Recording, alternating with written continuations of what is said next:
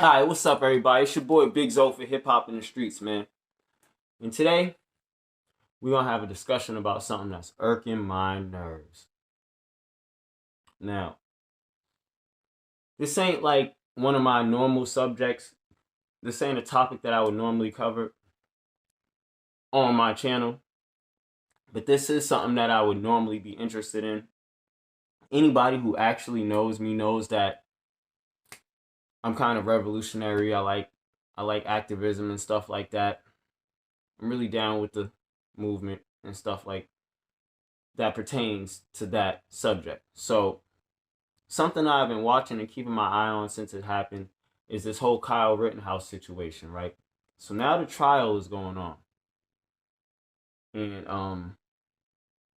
I'm praying that what my brain is telling me and what I'm observing isn't really what's about to happen, because I know it's going to be chaotic if that happens. But I think that they're going to let this kid get off. And not for nothing, right? Because it's not that he's not guilty and he didn't kill the people or it was self-defense or nothing, because all that's bullcrap. You know what I'm saying? All right, maybe one of them was self-defense, but the other one wasn't, because when they still shot at the one with the guy jumping over him. When they still shot it, you can see that he actually has a pistol in his hand. So when the dude shot him from the ground, that kind of was self-defense, but the other one wasn't. The other one wasn't self-defense. You killed that man on purpose, and you meant to. And this whole night that you had was premeditated. All right. So let's go back. The weeks coming up to the night of this incident, he did a lot of planning, and he did a lot of illegal stuff during this planning that everyone seems to keep glossing over. Even though they're saying it in the trial and he's admitting these things in the trial, it's like, all right, let me just go with the first key factor, right? This kid is not from Kenosha. He's not from over there, all right? He's actually from Illinois. He does not legally have the right to possess a weapon. He's 17 years old. Okay? So that's one. He's not from that state. And he's illegally possessing a weapon underage. That's already that. The fact that he was allowed to walk around and run around in the streets and do what he was doing, and the police were patting him on the back, telling him thank you, giving him waters, made him feel empowered and made him think that it was okay that he was out there and he had the right to do such a thing, and he didn't. He's not even an adult. He doesn't even have the right to have a weapon. In the weeks coming up to this, he had his buddy, Dominic Black, who legally can buy a firearm and possess it because he is over age and he does not have a record, go and buy this AR-15 and hold it for him until it was time for this particular occasion to happen. So that's another illegal thing. He had someone, and that dude, Dominic Black, he should be prosecuted too also, because he had someone who could legally possess a firearm go buy a firearm for a minor. That's a charge in itself. So that's two things, right? And he admits that up in the upcoming weeks up to that event, that he was driving back and forth from his job to Kenosha to his buddy's house, and he was doing all this unlicensed with body armor in the trunk of the car. So he's going across state lines illegally driving. He has body armor in the car. I'm pretty sure that's something you can't be transporting across state lines, especially if you're a minor and not supposed to be in possession of it in the first place. And there's other things after that just makes him not a likable guy. Like, he's out. I'm gonna put it right here. There's a picture of this guy out with his mother in a 21 plus bar, drinking a Coors Light with a shirt on that says "free as fuck."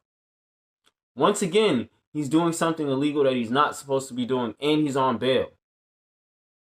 He's at a 21 plus bar drinking with his mother on bail, and he's still a teenager. I've been watching this trial, and from what I see, the evidence is clear that he's guilty of shooting these people. So I don't think that they can beat it in that way. But the way it looks like that they're shaping it is the prosecutor himself is throwing the case on purpose. That's what's happening. The prosecutor himself is throwing this case on purpose. The case it's been going on for maybe a couple weeks, right? And I've been watching it. And the judge keeps having to dismiss the jury, to reprimand the prosecutor for misconduct.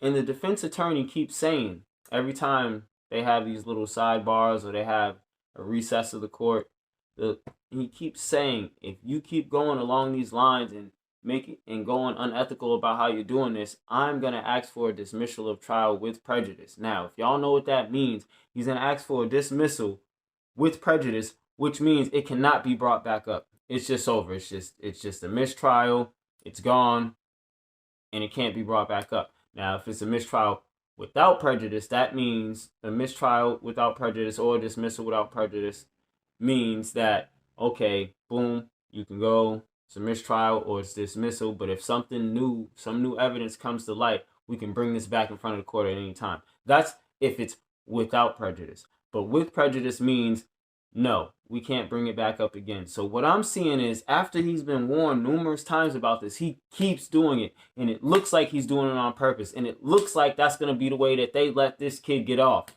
You know what I'm saying? This ain't even a race thing. All right? It's not. It's not a black and white thing, because the people he killed were not black. He killed other white people. So I'm not saying this is a race issue. This is a black and white thing, even though it was a Black Lives Matter movement that was causing the whole chaotic night that was happening. The people he killed were actually white. So I'm not saying it's a black and white race thing. I'm actually saying it's a privilege thing. You know what I'm saying? He knew that he was going down there, and he knew that he was illegally holding a gun. He said that he was going to go down there and try to help people. But how many people did he help versus how many people he shot? I seen him help too. I watched numerous hours of footage on this shit.